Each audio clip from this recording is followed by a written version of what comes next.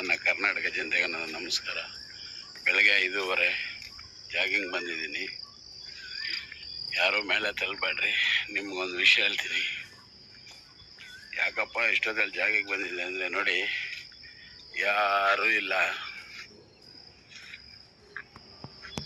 ನಮ್ಮ ಜೀವ ಉಳಿಸ್ಕೊಳೋಕ್ಕೋಸ್ಕರ ನಾವೆಲ್ಲಿ ಬರ್ತೀವಿ, ಯಾರೂ ನಮ್ಮ ಹಿಂದೆ ಬರಲ್ಲ. ಹಾಗೇನೆ ನಮ್ಮ ಹತ್ರ ದುಡ್ಡು ಕಾಸಿಲ್ಲ ಅಂದರೆ ಯಾರು ಹತ್ರನೂ ಬರಲ್ಲ, ಹಿಂದೆನೂ ಬರಲ್ಲ, ಮುಸು ನೋಡಲ್ಲ.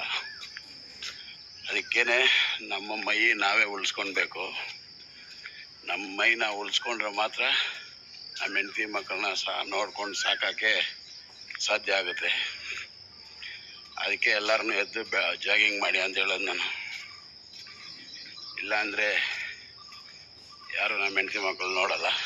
ನಾವಿದ್ರೆ ಮಾತ್ರ ಅವ್ರನ್ನ ಹೆಂಗೆ ಬೇಕೋ ನೋಡ್ಕೊಬೋದು, ಕಾಪಾಡ್ಕೊಳ್ಬೋದು. ಒಂದು ಚಿಕ್ಕ ಕತೆ ದಯವಿಟ್ಟು ಕೇಳಿ. ಈಗ 5 ಗಂಟೆಗೆ ಎದ್ದು ಬರ್ತಾಯಿದ್ದೀನಿ ನಾನು. ಒಂದು 35 ವರ್ಷ ಬ್ಯಾಕು ಹಿಂದೆಗಡೆ ನಾನು ಇದೇ ಥರ 5 ಗಂಟೆಗೆ ಎದ್ದು ಲಾರಿ ಕೆಲ್ಸಕ್ಕೆ ಹೋಗ್ತಾಯಿದ್ದೆ ನಾನು, ಗೊಬ್ಬರ ತುಂಬೋಕ್ಕೆ. ಆ ನೆನಪು ಇವಾಗ ಬಂತು, ಅದಕ್ಕೆ ಹೇಳ್ತಾ ಇದ್ದೀನಿ. ಯಾಕಪ್ಪ ಇವನು ಲಾರಿ ಕೆಲ್ಸಕ್ಕೆ ಹೋಗ್ತೀನಿ ಅಂತ ನಮ್ಗೆ ಹೇಳ್ತಾ ಇದ್ದಾನೆ, ಇವನು ಹಣೆ ಬರ ಅಂತ ನೀವು ಅನ್ಕೊಬೋದು. ನಮ್ಮ ತಂದೆಗೆ 12 ಜನ ಮಕ್ಕಳು. ಹಂಗಾಗಿ ತಂದೆ ಒಬ್ಬರೇ ಕಷ್ಟ ಬೀಳ್ಬಾರ್ದಂತ ನಾವು ಅವ್ರಿಗೆ ಒಂದು ಬಲವಾಗಿರೋಣ ಅಂತ ನಾವು 13 ಏಜ್ಗೆ ನಾನು ಗಾಡಿ ಕೆಲಸಕ್ಕೆ ಹೋದೆ, ಗೊಬ್ಬರ ಹೊರಕ್ಕೆ. ಹೋಗಿದ ತಕ್ಷಣ ನನಗೆ 2 ರೂಪಾಯಿ ಕೂಲಿ. ಅವಾಗ ಇಷ್ಟು 2 ರೂಪಾಯಿ. 2 ರೂಪಾಯಿ ತಗೊಂಡು ಬಂದು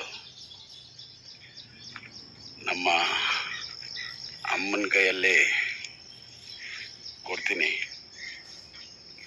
ಅವರು ನನಗೆ 10 ಪೈಸೆ ಕೊಡ್ತಾರೆ. 2 ರೂಪಾಯಿ ಕೊಟ್ಟಿದ ತಕ್ಷಣ ನನಗೆ 10 ಪೈಸೆ ಕೊಡ್ತಾರೆ. ಈಗೇನಪ್ಪ ಅಂದರೆ ಎಲ್ಲ ಇದೆ, ಕಷ್ಟ ಬಿದ್ದು ಆಗ ಈಗ ದೇವರು ಸುಖವಾಗಿಟ್ಟಿದ್ದಾರೆ.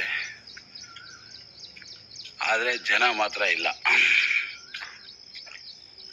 ಏನೇ ನಾವು ದುಡಿದು ಏನೇ ಮಾಡಿದ್ರು, ಏನೇ ಸೇವೆ ಮಾಡಿದ್ರು ಒಬ್ಬೊಬ್ಬರು ಒಂಥರ ಇರ್ತಾರೆ. ಅಣ್ಣ ಬೇಕು, ತಮ್ಮ ಬೇಕು ಅಂತ ಅಕ್ಕ ತಂಗಿದ್ರು ತುಂಬ ಪ್ರೀತಿ ಮಾಡೋರು ಇದ್ದಾರೆ. ನಾನು ಎಲ್ರಿಗೂ ಹೇಳಿಲ್ಲ, ನನ್ನ ಫ್ಯಾಮ್ಲಿದು ಹೇಳ್ತಾ ಇದ್ದೀನಿ. ಇವತ್ತು ಎಲ್ಲರನ್ನೂ ಚೆನ್ನಾಗೇ ನೋಡಿದ್ದೀನಿ. ನನ್ನ ಅಕ್ಕ ತಂಗಿದ್ದರು ನನಗೆ ಮೈ ಹುಷಾರಿಲ್ದಿರಂಗೆ ಆಗೋಯ್ತು. ಹಾಸ್ಪಿಟ್ಲಿಗೂ ಬಂದಿಲ್ಲ. ಹಂಗಾಗಿ ಮನೆಗೆ ಬಂದೆ ಡಿಸ್ಚಾರ್ಜ್ ಆಗಿ. ನಮ್ಮ ಹೆಂಡತಿ ಮಕ್ಕಳು ಮಾತ್ರ ನೋಡಿಕೊಂಡ್ರು. ಮೇಲೇ ಇದ್ದರು ಎಲ್ಲರೂ. ನಮ್ಮ ಅಣ್ಣ ಡಿಸ್ಚಾರ್ಜ್ ಆಗಿ ಬಂದಿದ್ದಾನಂತ ಬಗ್ಗಿ ನೋಡೋಕ್ಕೂ ಯಾರು ಬಂದಿಲ್ಲ. ಅರ್ಥ ಆಯ್ತಾ? ಅದಕ್ಕೆ ಹೇಳ್ತಾ ಇದ್ದೀನಿ, ದಯವಿಟ್ಟು ನೀವು ಯಾರನ್ನೂ ನಂಬಕ್ಕೆ ಹೋಗಬೇಡಿ.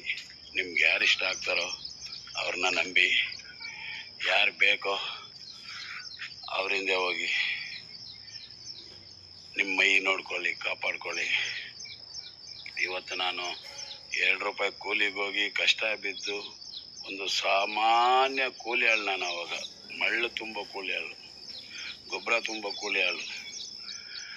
ಹಂಗಿರೋವಾಗ 1000 ಜನ ಇದ್ದರು. ಈಗ ಎಲ್ಲ ಇದೆ, ಸುಖ ಇದೆ, ದೇವರೆಲ್ಲ ಕೊಟ್ಟಿದ್ದಾನೆ. ಕಷ್ಟ ಬಿದ್ದು ನಾವು ಕಷ್ಟ ಬಿದ್ದಿದ್ದಕ್ಕೆಲ್ಲ ಕೊಟ್ಟಿದ್ದಾನೆ ದೇವರು. ಈಗ ಯಾವ ಜನನೂ ಇಲ್ಲ. ನನಗಿರೋದು ನಮ್ಮ ಕರ್ನಾಟಕ ಜನತೆ ಮಾತ್ರ. ಅವ್ರು ತೋರಿಸೋ ಪ್ರೀತಿ ವಿಶ್ವಾಸ ನನಗಷ್ಟೇ ಸಾಕು ಅಂದ್ಕೊಂಡು ಖುಷಿಯಾಗಿ ಸಂತೋಷವಾಗಿ ವಾಕ್ ಮಾಡ್ಕೊಂಡು ಬರ್ತಾಯಿದ್ದೀನಿ. ದಯವಿಟ್ಟು ನೀವೂ ಇದೇ ಥರ ಬೆಳಗ್ಗೆ ಎದ್ದು ವಾಕ್ ಮಾಡಿ ಮೈ ಚೆನ್ನಾಗಿ ನೋಡ್ಕೊಳ್ಳಿ. ಮುಂದೆ ವಿಡಿಯೋದಲ್ಲಿ ನನ್ನ ಕಷ್ಟ ಇನ್ನೂ ಹೇಳ್ತೀನಿ. ಇವಾಗ ಕೂಲಿ ಕೆಲಸ ಮಾಡಿ 2 ರೂಪಾಯಿ ಬರುತ್ತೆ ಅನ್ನೋದನ್ನು ಹೇಳಿದ್ದೀನಿ. ಇದಕ್ಕೆ ಮೇಲೆ ಎಲ್ಲ ಡೀಟೇಲ್ ಹೇಳ್ತೀನಿ. ಯಾವ ಅಕ್ಕ ತಂಗಿದ್ರು ನಂಬಕ್ಕೆ ಹೋಗಬೇಡಿ. ನಿಮ್ಗೆ ಇಡಿಸಿಲ್ಲ ಅಂದರೆ ಆ ಥರ ಏನೂ ಇಲ್ಲ. ಅಂದರೆ ಎಲ್ಲರೂ ಹಂಗೆ ಇರಲ್ಲ, ಕೆಲವು ಜನ ಮಾತ್ರ ಇರ್ತಾರೆ. ಈಗ ಎಲ್ಲರೂ ಬರ್ತಾ ಇದ್ದಾರೆ, ಹೋಗ್ತಾ ಇದ್ದಾರೆ ವಾಕಿಂಗು. ಆ ಥರ ಎತ್ತಿ ಸಾಕಿ ಎಲ್ಲ ಮಾಡಿ ನಮಗೆ ಯಾರೂ ನೋಡ್ತಾ ಇಲ್ಲ, ನೋಡಬೇಕಂತ ಏನೋ ವಿಷಯ ಇಲ್ಲ, ಅವ್ರವ್ರ ಜೀವನ ಅವ್ರು ನೋಡ್ಕೊತಾರೆ. ಆದರೆ ಹಿಂಸೆ ಕೊಡ್ತಾರೆ, ತುಂಬ ಹಿಂಸೆ ಆಗಿದೆ ಪಾಪ.